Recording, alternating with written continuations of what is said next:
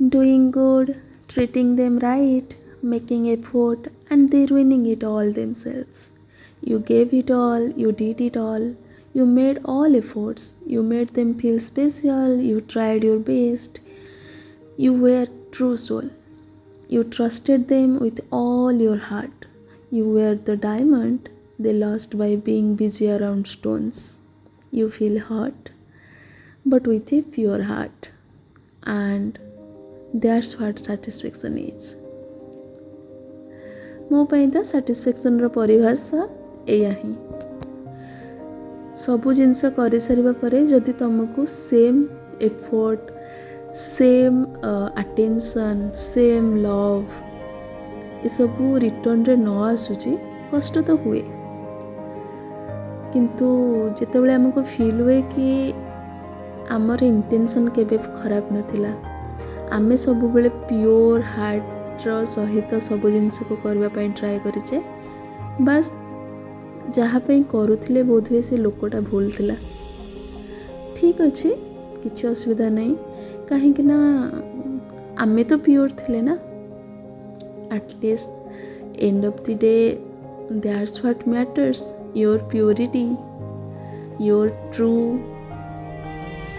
Side to your self.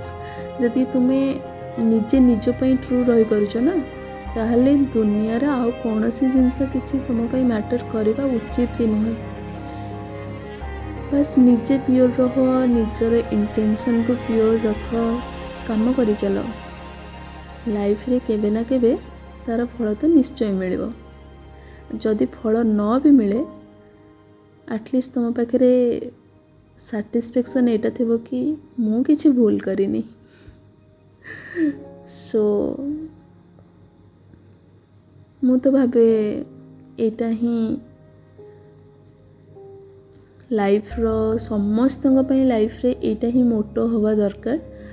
ସମସ୍ତେ ଲାଇଫ୍ରେ ନିଜର ମାନେ ଏଫର୍ଟଟାକୁ ଯେତେବେଳେ ଫିଲ୍ କରନ୍ତି କି ୱେଷ୍ଟ ହେଇଗଲା, ମୁଁ ଲାଇଫ୍ ବର୍ବାଦ କରିଦେଲି, ନାଇଁ, ତମେ ଏଫର୍ଟ ଦେଲ, ଠିକ୍ ଅଛି, ତମେ ଏବେ ଜାଣିଗଲ କି ମୁଁ ଗୋଟେ ଭୁଲ ଲୋକ ପାଇଁ ଏଫର୍ଟ ଦେଇଥିଲି, କି ଗୋଟେ ଭୁଲ ଜାଗାରେ ମୁଁ ଏଇ ଜିନିଷଟାକୁ ୱେଷ୍ଟ କରିଦେଲି। ୟା ପରଠୁ ତମେ ସଚେତନ ହେଇଯିବ କି ମୋତେ କେଉଁଠି କେଉଁ ଲେବୁଲ୍ର କେମିତି ବିହେଭ୍ କରିବାର ଅଛି।